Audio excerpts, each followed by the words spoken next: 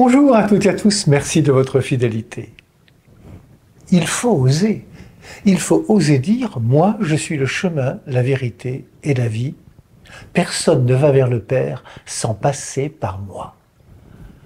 Comme le dit très justement sœur Véronique Magron, c'est vrai qu'il existe des hommes qui prétendent qu'il faut venir à eux sans réserve, sans condition, qui retiennent vers eux, pour eux, qui se prennent pour le tout, l'absolu. Ce sont des gourous qui tuent la liberté et la conscience critique. Mais est-ce le cas pour Jésus? Regardons ce qu'il dit à Thomas et Philippe, dont c'est la fête aujourd'hui. Ce n'est pas vers lui qu'il mène, mais vers le Père. Personne ne va vers le Père sans passer par moi.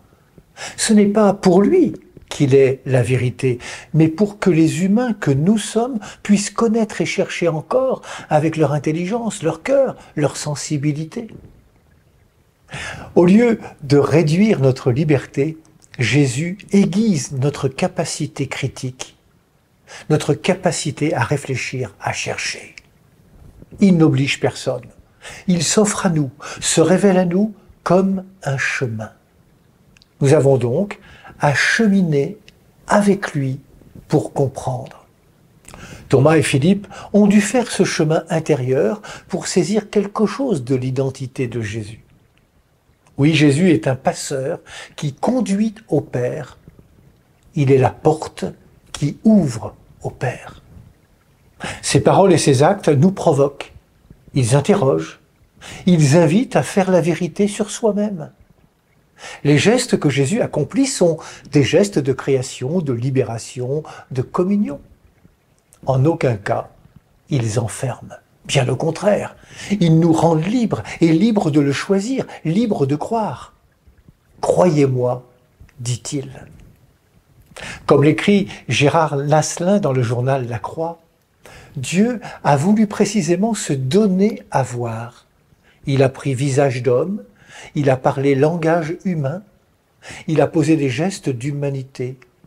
Lorsque nous regardons Jésus, lorsque nous l'écoutons, lorsque nous bénéficions de ces gestes, c'est Dieu qui nous parle, c'est Dieu qui se donne à voir, c'est Dieu qui agit.